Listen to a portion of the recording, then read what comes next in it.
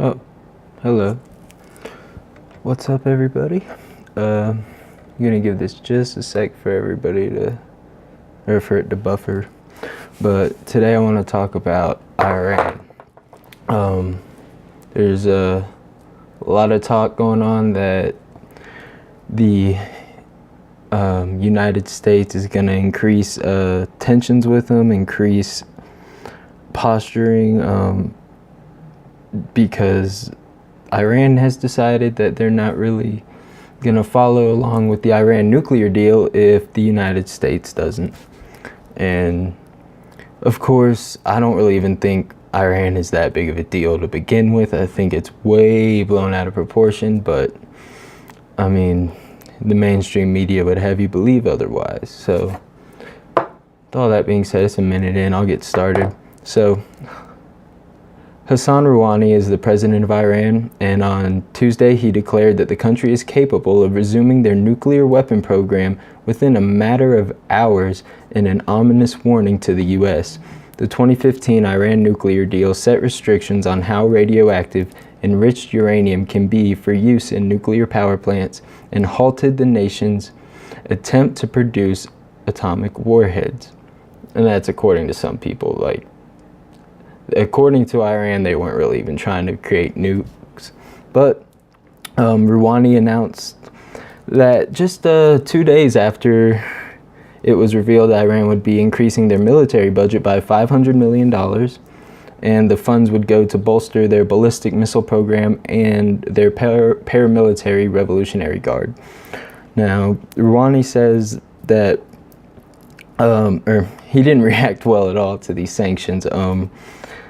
The newest round of sanctions imposed by the U.S. following a ballistic missile test they did, which really wasn't illegal, didn't violate any agreements under the Iran nuclear deal. And under the Iran nuclear deal, as you're about to see, part of the deal is the U.S. can't impose more sanctions on Iran, and that's pretty much all they have to do.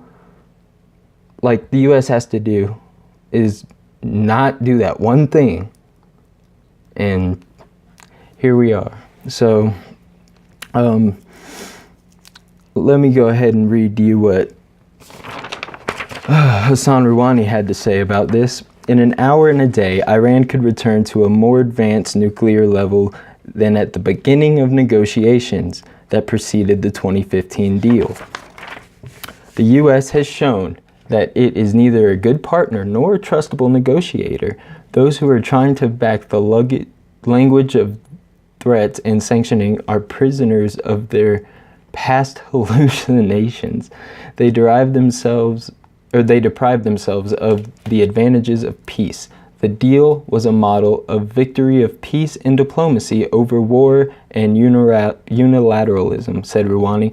It was Iran's preference, but it was not and will not remain Iran's only option. So he's pumping his chest right there. He's saying, hey, look, assholes, you clearly violated the part of the nuclear deal that is on your part. So what's keeping me from, making more centrifuges or enriching uranium to a higher level than is currently allowed? Now, he's actually openly saying that he's not planning on actually doing this. So anybody you hear saying that they are is lying.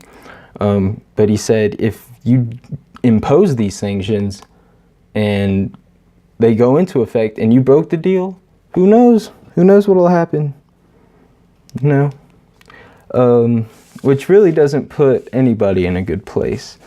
Now, I found it pretty crazy that they're spending $500 million on military increase. So I looked into it, and yeah, it turns out like that's nothing, guys.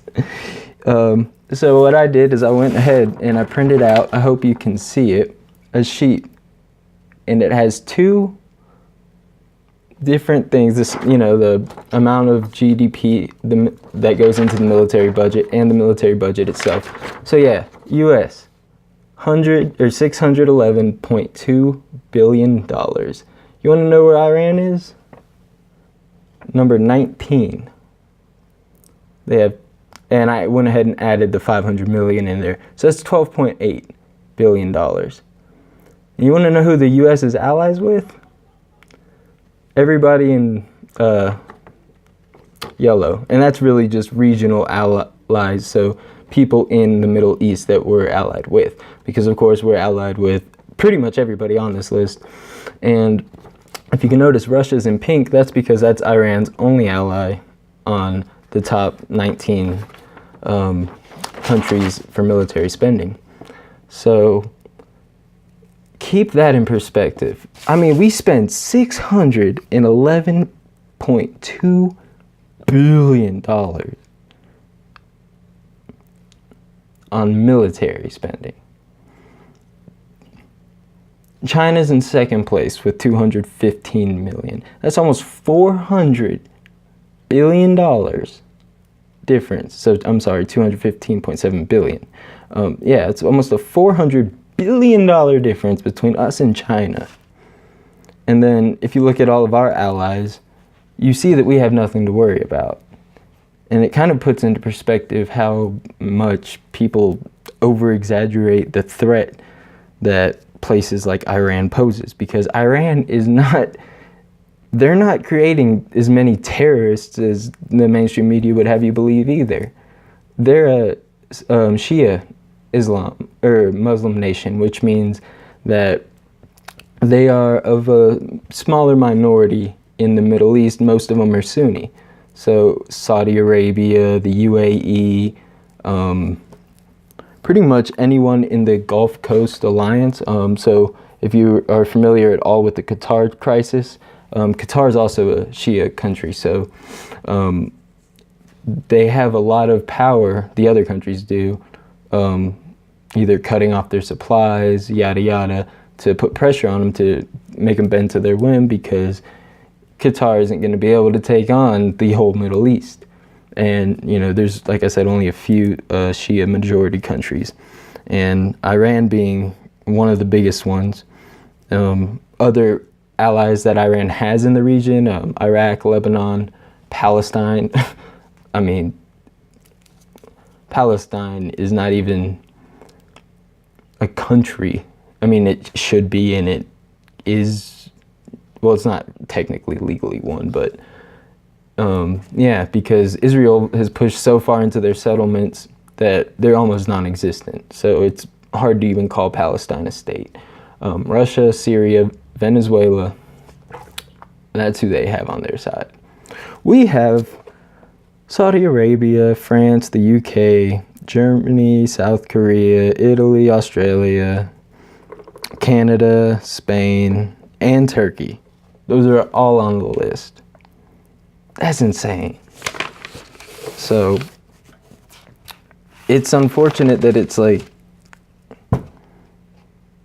portrayed in the media this way. It's kind of like the way that you see Palestinians portrayed, how they are not really the people who are committing the atrocities over there. I mean, sure, they have done their fair share, don't get me wrong, but I mean, if you look at it from an objective point of view, if you stand back and say, who is abusing power, or who is, you know, oppressing another people? I mean, it's an apartheid state for all intents and purposes. And we're one of their biggest allies. We're allies with Saudi Arabia. They're, you know, a Wahhabist, Salafist, which is the same ideology as ISIS regime. We just did a $110 billion weapon deal with them over the next 13 years. Man, we need somebody in office who is bold enough and smart enough to pull us out of all of these quagmires, get rid of our shitty alliances, and stop saber rattling over places like Iran, who are trying to follow the rules.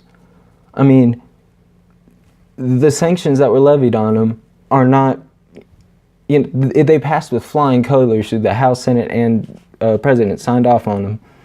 But for what? A ballistic missile test? You know how many tests we do? We have military operations almost every day around the world. We have 900 military bases, over 900, that we operate.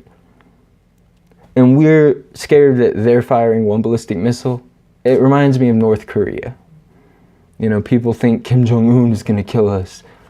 Kim Jong-un is not going to kill anybody except people inside his own country. Think about it. What he's doing is almost making sense.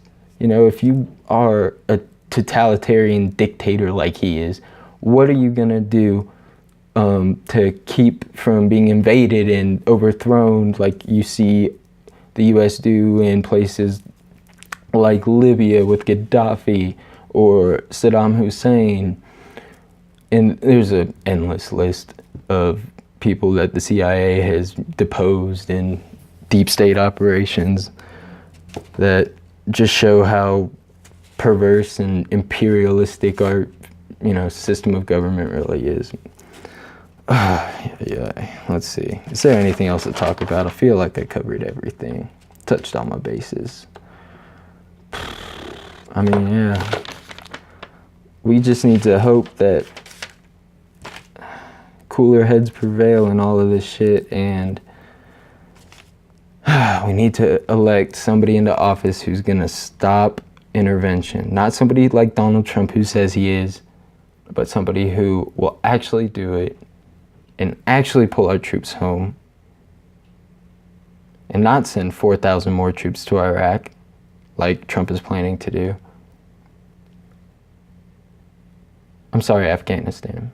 We've been there for 16 years. And what do we have to show for it? The Taliban owns or occupies 40% of the country. Is that a win? What is a win? When we leave, who's going to take over? I know I got a little off track there, but our foreign policy is just a shit show. Oh, yeah. And I think I'll stop right there before I get an aneurysm thinking about it too much.